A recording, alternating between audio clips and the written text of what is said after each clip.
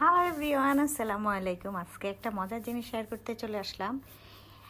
হঠাৎ করে আমার বাসা থেকে আমরা বের হয়ে আমার বাসার সামনে বলতে আমার আগের বাসার সামনেই দেখি যে একটা ভ্যানে টঙের ভ্যানের মধ্যে অনেক আইটেমের আচার, যে আচারগুলো আমরা ছোটোবেলায় আমাদের প্রাইমারি স্কুলের সামনে খাওয়ার জন্য লাইন ধরে দাঁড়িয়ে থাকতাম, যে টিফিন মানি দিলে ওইখান থেকে এই আচারগুলো এত ফেভারিট ছিল।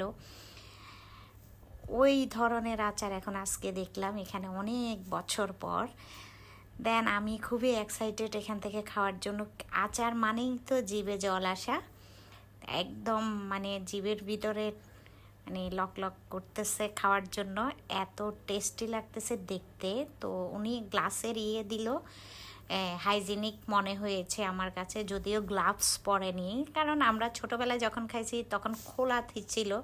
এখন তো একটু পরিবেশের কারণে একটু স্মার্ট হয়েছে। দেন নিয়ে নিলাম আমড়ার আচার, চালতার আচার। আমরা ছোটোবেলায় বেশিরভাগই খেতাম চালতার আচার। তো আজকে আমি নিলাম আমার জন্য চালতার আচার, আর অবনের বাবা নিল ওর জন্য আমড়ার আচার, আস্ত আমরা। দেন আমরা এখন আমাদের বাসায় চলে যাচ্ছি।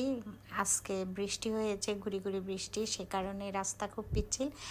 অ্যাকচুয়ালি আজকে জুমার দিন আম্মা দুপুরবেলা আমাদেরকে বলছে আজকে তোরা আমার বাসায় ভাত খা। তো আমরা দুপুরবেলায় চলে গেছি। আমি নামাজ পড়েই বের হয়ে গেছি, যেভাবেই বাসায় ছিলাম ঠিক ওইভাবেই নামাজের থেকে উঠেই আমার বাসায় চলে গেছি খাবার খাওয়ার জন্য।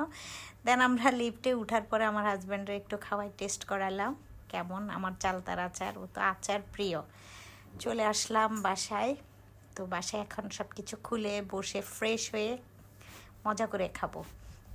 তো খুবই টেস্টি আচারগুলো আসলেই।